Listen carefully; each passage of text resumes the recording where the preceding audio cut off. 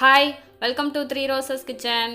இன்றைக்கி நம்ம என்ன செய்ய போகிறோம்னு பார்த்தீங்கன்னா ரொம்பவே ஒரு சூப்பரான சிக்கன் பிரியாணி தாங்க செய்ய போகிறோம். எப்படி செய்யுதுன்னு வாங்க வீடியோக்குள்ளே போய் பார்க்கலாம். வீடியோக்குள்ளே போகிறதுக்கு முன்னாடி ஃபஸ்ட் டைம் நம்ம சேனலை பார்க்குறதா இருந்தால் சேனலை சப்ஸ்கிரைப் பண்ணிக்கோங்க. மறக்காமல் லைக் பண்ணிட்டு உங்கள் ஃப்ரெண்ட்ஸ் அண்ட் ஃபேமிலி மெம்பர்ஸ்க்கு ஷேர் பண்ணுங்கள்.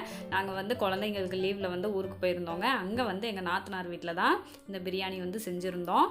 இது பார்த்திங்கன்னா 15 பேர் சாப்பிட்லாங்க.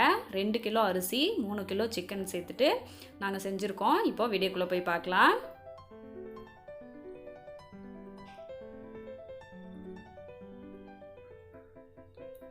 பிரியாணி பாத்திரம் வச்சுக்கலாங்க. நல்லா சூடு ஏறினதுக்கப்புறமா ஆயில் சேர்த்துக்கலாம். கூடவே வனஸ்பதி நான் சேர்த்துக்கிறேன். அதெல்லாம் நல்லா மெல்ட் ஆகி வந்ததும் 4 பட்டை, 3 அன்னாசிப்பூ, 3 மராத்தி மொக்கு, 10 கிராம்பு, ஏலக்காய் 4, பிரிஞ்சி இலை 3 சேர்த்துட்டு இதை நம்ம செவக்க வறுத்துடலாம். வறுத்துட்டு வெங்காயம் பார்த்திங்கன்னா நல்லா ஒரு பெரிய கப்பு நிறைய வெங்காயங்க நீளவாக்கில் கட் பண்ணி வச்சுருக்கோம்.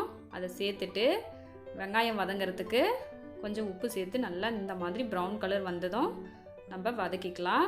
ப்ரௌன் கலர் வந்ததும் பச்சை மிளகாய் நான் 5-6 மிளகாய் சேர்த்துருக்கேன். இது காரம் அவ்வளோவா உரைக்காதுங்க. அது லேசாக கீறிட்டு சேர்த்துக்கோங்க. சேர்த்துட்டு 1 கப்பு புதினா, 1 கப்பு மல்லி 2த்தும் சேர்த்து வதக்கிக்கலாம். வதக்கிட்டு இஞ்சி பூண்டு விழுது பார்த்திங்கன்னா இந்த 10 ரூபா பேக்கெட்டை 2 பேக்கெட் இஞ்சி பூண்டு விழுது சேர்த்துருக்கோம். சேர்த்துட்டு அதோட பச்சை வாசனை போகிற அளவுக்கு அதை நல்லா வதக்கி விட்டுக்கலாம். விட்டுட்டு தக்காளி பார்த்திங்கன்னா ஒரு 1/2 கிலோ தக்காளி இருக்குங்க. அந்த அளவுக்கு இருக்குது. இப்போது அதை சேர்த்துட்டு தக்காளி வதங்கிறதுக்காகவும் உப்பு சேர்த்து வதக்கிக்கலாம். தக்காளியெல்லாம் நல்லா வதங்கி வந்ததும் இது கூட இந்த கப்பில் 1 கப்பு தயிர் சேர்த்துக்கிறாங்க. நல்லா கெட்டியான தயிராக, புளிக்காமல் தயிராக சேர்த்துக்கோங்க. சேர்த்துட்டு மஞ்சத்தூள் 1.5 டேபிள் ஸ்பூன் சேர்த்துக்கிறேன். 1 டேபிள் ஸ்பூன் மிளகாத்தூள் 1.5 டேபிள் ஸ்பூன் சேர்த்துக்கிறாங்க. சேர்த்துட்டு தனியாத்தூள் பார்த்திங்கன்னா 5 டேபிள் ஸ்பூன் சேர்த்துக்கிறாங்க. சேர்த்துட்டு இப்போ இந்த மசாலாலாம் நல்லா வதக்கி விட்டுக்கலாம். வதக்கிட்டு 1 பேக்கெட் பிரியாணி மசாலா சேர்த்துக்கிறேன்.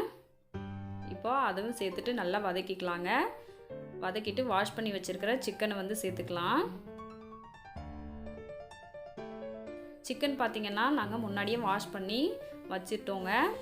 சில சிக்கன் பார்த்திங்கன்னா நம்ம போட்ட உடனே தண்ணி நிறைய விடும். அந்த மாதிரி தண்ணி விடும்போது நம்ம அரிசி சேர்க்கும்போது அளவு மாறி போயிடும். தண்ணியோட அளவு அப்படி மாறும்போது சாதம் கொல கொலன்னு வந்துடுங்க. அதனால் முன்னாடியே சிக்கனை வாஷ் பண்ணி அந்த ஓட்டை இருக்கிற பாத்திரத்தில் வச்சுக்கோங்க. அப்போ தான் அந்த தண்ணி சொட்டி வெளில வந்துடும். அப்போ நம்ம இந்த மாதிரி சிக்கன் சேர்க்கும்போது தண்ணி விடாது. இந்த சிக்கன் பார்த்திங்கன்னா தண்ணியே விடலைங்க. நாங்கள் பார்த்திங்கன்னா அரிசிக்கு அளந்து வச்சுருக்கிற தண்ணியில் கொஞ்சம் தண்ணி சேர்த்துக்கிறோம். சிக்கனில் சேர்த்து மிக்ஸ் பண்ணிவிட்டு, ஏன்னா மசாலாலாம் தீஞ்சு போயிடும், அதனால் அரிசிக்கு அளந்து வச்சுருக்கிற தண்ணியில் கொஞ்சம் தண்ணி ஊற்றி நல்லா மிக்ஸ் பண்ணிட்டு சிக்கனை ஒரு 5 நிமிஷம் நல்லா வேக வச்சுக்கலாம். வேக வச்சுட்டு அதுக்கப்புறம் மீதி இருக்கிற தண்ணியை ஊற்றிடலாங்க. ஊற்றிட்டு நாங்கள் 2 கிலோ அரிசி சேர்த்துருந்தோம். 2 கிலோ அரிசி பார்த்திங்கன்னா ஒரு பெரிய டம்ளரில் 7.5 டம்ளர் அரிசி வந்தது. அதுக்கு 1 டம்ளருக்கு 1.25 டம்ளர் தண்ணி ஊற்றிக்கோங்க.